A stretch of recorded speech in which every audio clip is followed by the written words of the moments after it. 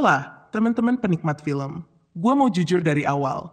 Kalau lo masuk ke suka duka tawa dengan ekspektasi mau ketawa ngakak kayak nonton stand-up special, lo salah pintu.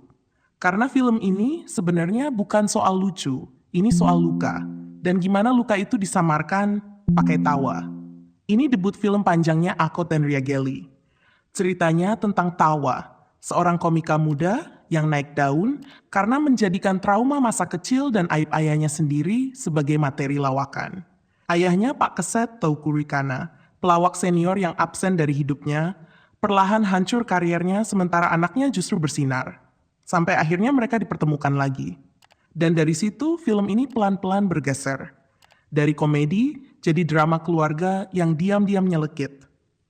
Gua harus bilang suka duka tawa itu lucu, tapi nggak lucu-lucu amat. Sedih, tapi nggak sedih-sedih amat.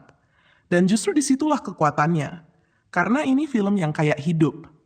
Nggak pernah ekstrem ke satu emosi doang.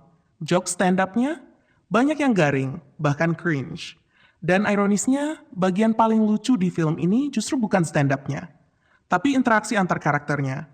Temen-temennya Tawa, Enzi, Arif Brata, Gilbas, Bintang Emon itu hidup banget. Asbun cair, kerasa temenan beneran. Dan plot twist kecil tapi manis. Bintang Emon jadi yang paling waras. Gue juga nggak nyangka. Yang bikin film ini bertahan adalah relasi ayah anaknya. Teuku Rifnu Wikana? Gila. Matanya, senyumnya, caranya nahan rasa bersalah. Itu bahaya banget. Ada satu scene meja makan antara dia dan Marisa Anita. Di situ judul Suka Duka Tawa kerasa nyata. Ketawa sambil nangis, nangis sambil nahan tawa. Dan film ini dewasa. Dia nggak cuma nyalahin ayah, tapi juga nunjukin ternyata orang tua pun bisa jadi manusia yang terluka. Isu yatim pasif muncul pelan-pelan.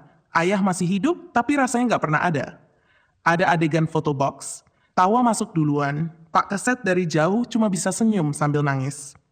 Dan di situ gue mikir, jangan-jangan bapak gue juga pernah ngerasa kayak gitu.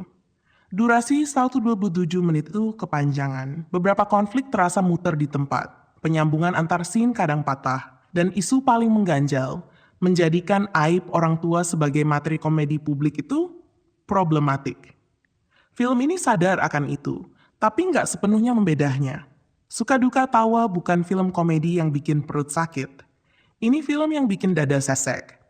Film yang mungkin nggak lucu buat semua orang, tapi bisa jadi rumah buat mereka yang tumbuh dengan ayah yang hadir, tapi nggak pernah benar-benar ada.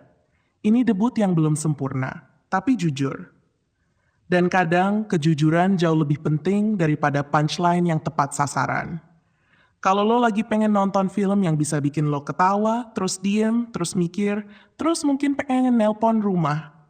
Suka Duka Tawa layak dicoba. Dan Aco, kalau ini langkah awal, gue penasaran langkah selanjutnya. Bye-bye!